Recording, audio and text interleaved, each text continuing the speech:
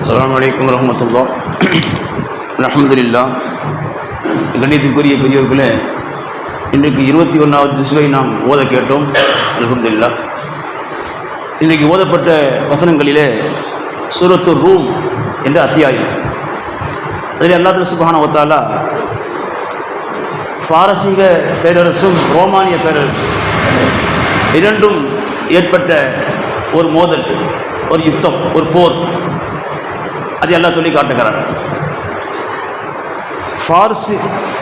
பாரசீக பேரரசு என்பது இன்றைக்கு இருக்கிற ஈரான், ரோமாபுரி பேரரசு என்பது அன்றைக்கு அது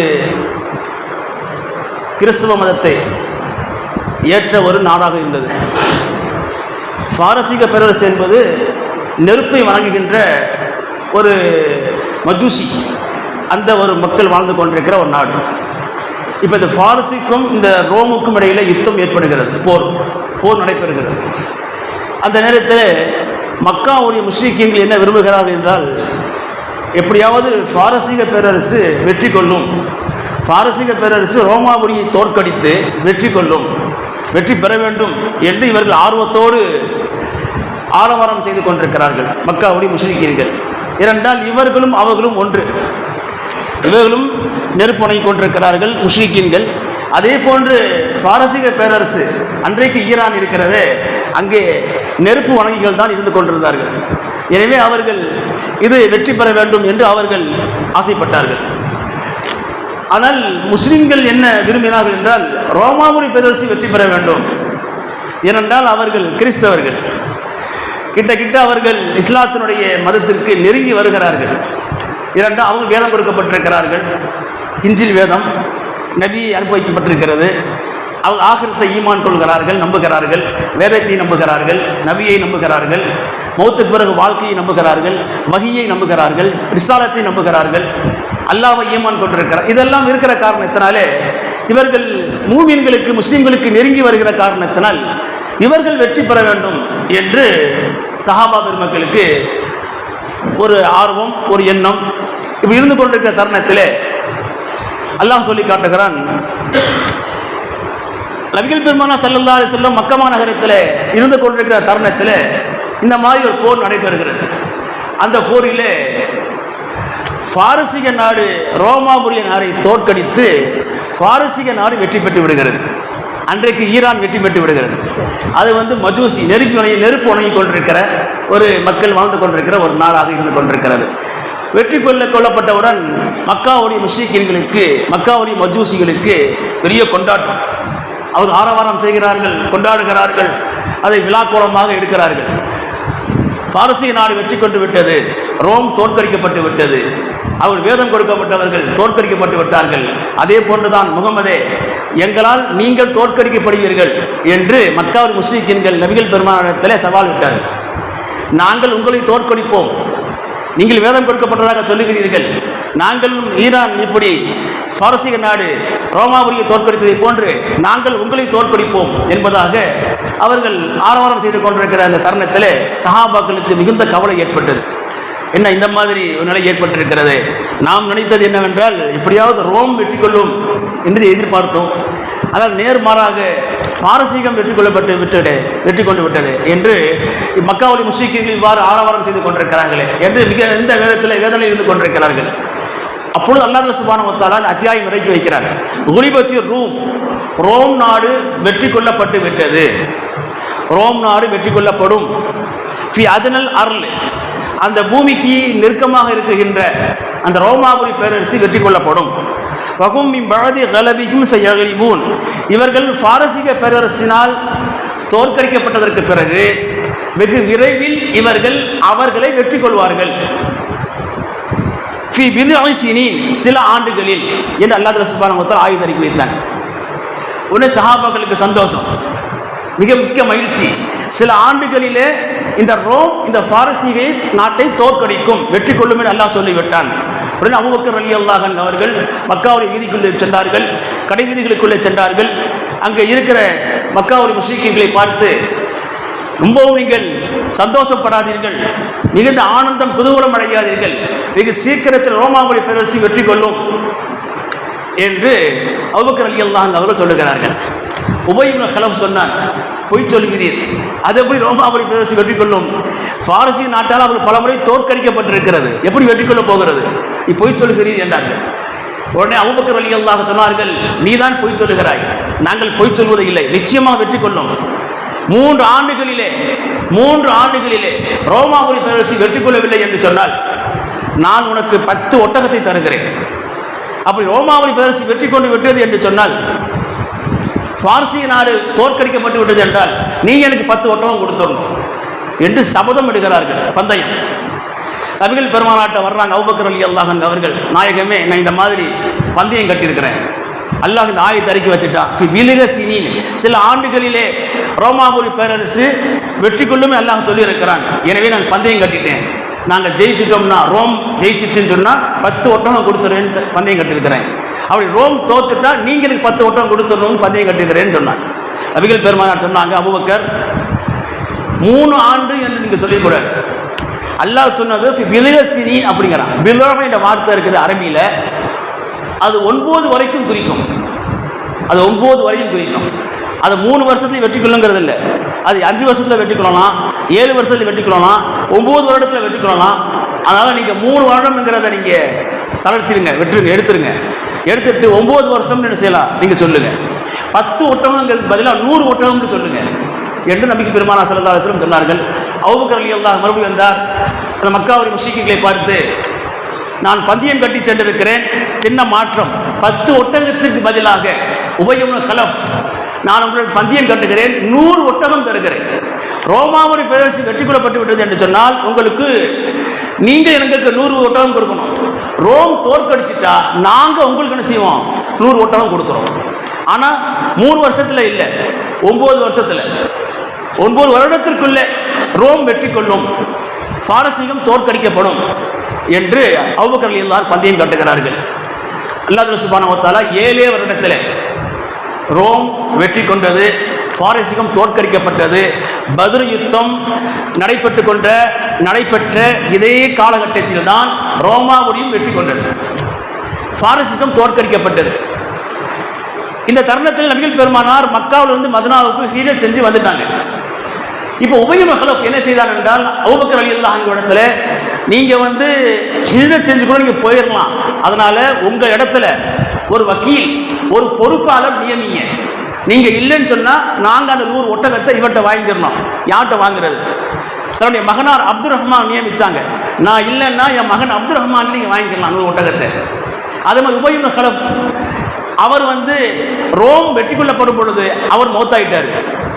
அப்போ அபூபக்கர் ரலியல்லாஹு அன்ஹு அவர்கள் அவருடைய வாரிசுகள்கிட்ட 100 ஒட்டகத்தை வசூல் பண்ணாங்க. அதை பெற்று நபிகள் பெருமானாட்டை கொண்டு வர்றாங்க. சஹாபா பெருமக்கள் மதீனா முனவ்வராவுக்கு ஹிஜ்ரத் செய்து புறப்பட்டு சென்று விட்டார்கள். பத்ர் போர் நடைபெற்றுக் கொண்டிருக்கிற அந்த காலகட்டம் அது. 100 ஒட்டகத்தை கொண்டு சென்று பரிசாக நபிகள் பெருமானாட்டு தர்றாங்க. யா ரசூலல்லாஹ், நான் பந்தயம் கட்டியிருந்தேன், 100 ஒட்டகம் அல்லாஹ்வுடைய கிருபையினால நமக்கு கிடைச்சிருச்சு என்று அபூபக்கர் ரலியல்லாஹு அன்ஹு சொல்றாங்க. ஸல்லல்லாஹு அலைஹி வஸல்லம் சொன்னார்கள், ஹாதா ஸுஹ்து தஸத்தகு பி, இது ஹராம், சதகா செஞ்சிருங்க அப்படின்றாங்க. இந்த 100 ஒட்டகமும் நமக்கு ஹராம், சதகா செஞ்சிருங்க. ஏன்னா நீங்க பந்தயம் கட்டிருக்கிறீங்க, பந்தயம் கட்டி நமக்கு பெறுவது இருக்கிறது மார்க்கத்தில் அனுமதி இல்லை. அது ஒரு தரப்புல பந்தயம் கட்டணும், சட்ட மசாயல் இருக்கிறது, 2 பக்கம் பந்தயம் கட்டக்கூடாது. ரோம் வெற்றி கொண்டு சொன்னா நீங்க எனக்கு 100 ஒட்டகம் கொடுக்கணும்னு அதை நிப்பாட்டிக்கணும். இல்ல பாரசீகம் வெற்றி பெற்று ரோம் தோற்றுச்சுன்னு சொன்னா நான் உங்களுக்கு 100 ஒட்டகம் தர்றேன் என்று 2 பக்கம் நினைச்சக்கூடாது, பந்தயம் கட்டக்கூடாது. நீங்க 2 பக்கம் பந்தயம் கட்டிருக்கிறீங்க, இது சூதாட்டம், அதனால இது ஹராம், நீங்க அது சதகா செஞ்சிருங்க அப்ப நபிகள் பெருமானார் சொன்னாங்க. 100 ஒட்டகத்தை சதகா செஞ்சுட்டாங்க. அப்ப இங்க விஷயம் என்ன அப்படின்னு சொன்னா, இந்த மாதிரி அவர் பந்தயம் கட்டும் பொழுது அல்லாஹ் இந்த ஆயத்தை இறக்கவே இல்லை. இன்னமல் ஹம்ரு வல் மைசிர், மது, சூதாட்டம் இதுவெல்லாம் ஹராம், அல்லாஹ் ஹராமாக்கி இருக்கிறான், ஷைத்தானுடைய செயல் என்று ஆயத்தை இறங்கல. அப்போ அனுமதி இருந்துச்சு. அந்த காலகட்டத்தில் தான் அபூபக்கர் ரலியல்லாஹு அன்ஹு பந்தயம் கட்டியிருக்கிறாரு. அதை முறைப்படி பார்த்தா ஹலால் தான், ஜாயிஸ் அது. ஆனாலும் நபிகள் பெருமானார் அவர்கள் இந்த பந்தயம் கட்டி இந்த சூதாட்டத்தின் மூலமாக கிடைத்த அந்த பொருளை கூட உட்கொள்வதற்கு விரும்பவில்லை. அபூபக்கர் போன்ற நல்ல அந்தஸ்தில் இருக்கின்ற நல்ல பெரும் மதிப்புமிக்க ஒரு நபித்தோழர் இந்த மாதிரி பந்தயம் கட்டி இந்த பொருளை அவர் உட்கொள்ளக்கூடாது, அவருடைய ஸ்டான் ஒரு அந்தஸ்துக்கு தகுதி அல்ல. நபிகள் பெருமானார் வேண்டான்னு தடுத்துட்டாங்க. ஏன்னா மது இருக்கிறது, சாராயம் ஹராமாக்கப்படுறதுக்கு முன்னாலேயே பல பேர் அதை குடிச்சாங்க.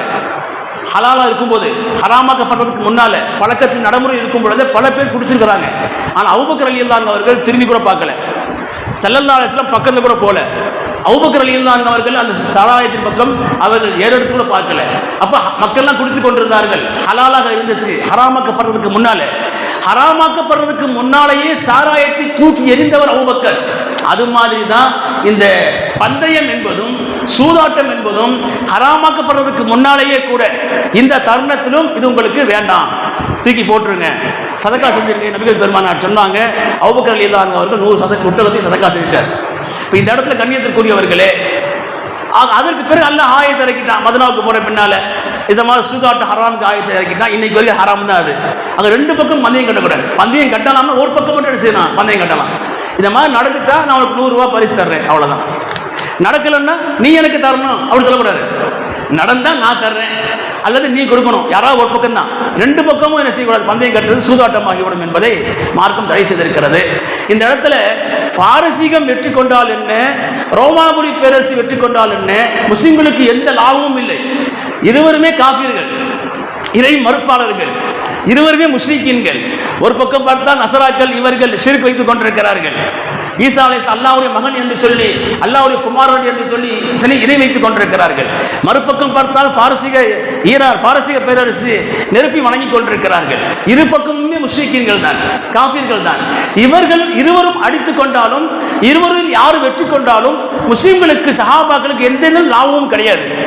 அப்புறம் எதுக்கு இந்த மாதிரி சந்தோஷப்பட்டார்கள்? ரோமாபுரி ஏன் வெற்றி கொள்ள வேண்டும் என்று ஆசை கொண்டார்கள்?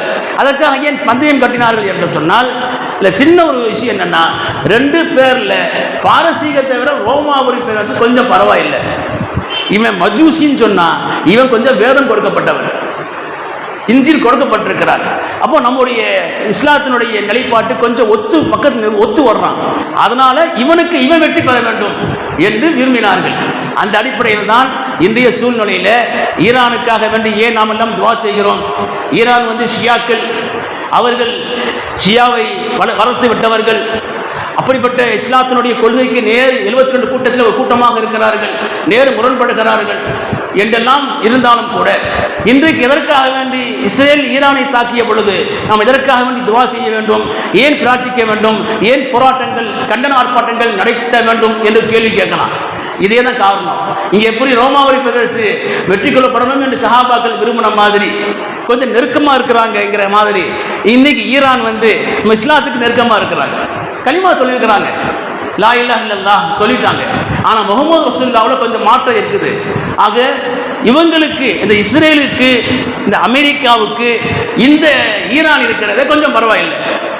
அதனால கலிமா சொன்ன காரணத்தினால சுன்னத்துல் ஜமாத் கொள்கைக்கு நேர் மாற்றமாக முரண்பட்டிருந்தாலும் கூட 72 கூட்டங்கள் ஒரு கூட்டமாக ஷியாக்கள் இருந்தாலும் கூட அவர்கள் கொஞ்சம் கலிமா அடிப்படையில் ஆகிரத்தை ஈமான் கொண்டிருக்கிற விஷயத்தில், நுபுவத்தை ஏற்றிருக்கிற விஷயத்தில், அல்லாஹ்வுடைய திருமறையை நம்பி இருக்கிற விஷயத்தில், வஹியை ஈமான் கொண்டிருக்கிற விஷயத்தில் நமக்கு ஒத்து வருகிற காரணத்தால், நெருங்கி வந்திருக்கிற காரணத்தினால நம்ம அந்த அடிப்படையில் தான் இவங்க பரவாயில்லை, பாரசீக பேரரசுக்கு ரோமாபுரி பேரரசு பரவாயில்லை என்று சஹாபாக்கள் ஆசை கொண்டு வெற்றி கொள்ளப்பட வேண்டும் என்று விரும்பியதை போன்று இன்றைக்கு இஸ்ரேலுக்கும் அமெரிக்காவுக்கும் ஈரான் பரவாயில்லை என்ற ஒரு காரணத்திற்காக வேண்டித்தான் இன்னைக்கு என்ன செய்யப்படுதுங்க, அதுக்காக துவா செய்யப்படுகிறது. அங்கே வெற்றி கொள்ளப்படணும், அமைதி நிலவணுங்கிறதுக்காக வேண்டி எல்லாரும் ஆத்திரப்படுறோம். அதற்காக இஸ்ரேலை கண்டித்து ஆர்ப்பாட்டங்கள், கண்டன போராட்டங்கள் நடந்து கொண்டிருக்கிறது என்பதை நாம் விலகிக் கொள்ள வேண்டுமே தவிர, ஈரானுடைய கொள்கை யார் ஆதரிக்கல, ஷியா கொள்கையை யாருமே ஆதரிக்க மாட்டோம். அது தப்பு தான். அது 72 கூட்டங்கள், அது ஒரு கூட்டம்.